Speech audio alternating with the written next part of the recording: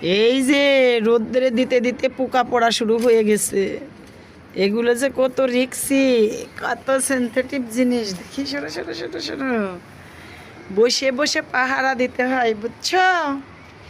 মজার মজার খাবার এত সহজ না।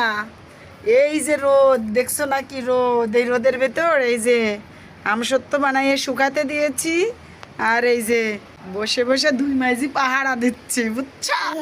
না হলে মজা করে কি করে খাবো আমসত্ব, বলো?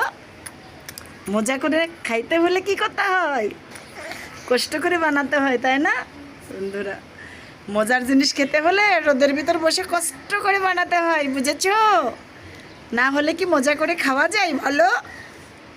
আমরা কিন্তু আমসত্ব তোমাদের কাউকে দিব না, বলে দাও তো, বলে দাও তো, বলে দাও তো। আমি কাউকে দিব না।